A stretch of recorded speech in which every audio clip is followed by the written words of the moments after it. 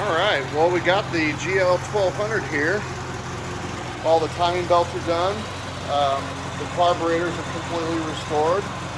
This is the synchronizing process right now, so I'm going to get these things all happy, if you will. You can see they're pretty close, but I do want all these to be even, because that means we got even cylinder vacuum, and it'll idle the best that way. So I'm going to go ahead and go through the procedure here, and we're going to get started.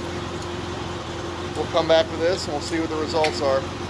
We got a pretty good idle, and I've got it idling a little high right now, just just kind of make adjustments. It's idling at about 1,500 or so RPMs, 1,450. I'm going to lower that down a little bit, and we're going to get it synchronized where it's got a pretty good steady 1,000 RPM or so. All right, so we're back. We've got a beautiful sounding exhaust now. Everything's running together. We've got the engine idle about 900, 1,000 RPMs.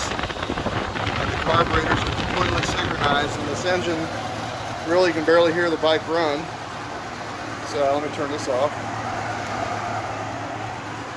So the engine's very, very happy now. So got the coolant changed out. I've been watching for any kind of leaks from the water pump down there over the past several days over having it running, and I don't see any drips from that. So the water pump is not showing signs of the internal seal wearing or leaking. So that's, we can put that past your head for now, and yeah, it's real good. So we can start thinking about moving on. If you want to start removing this kind of stuff, it would be a good time now.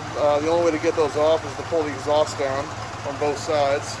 That's kind of why they're hanging there. I couldn't get them out, and then I've experienced that with every other wing I do. They gotta come through the exhaust there, and that bracket's all weird. So anyway, just wanted to give you a nice video here of the Gold Wing.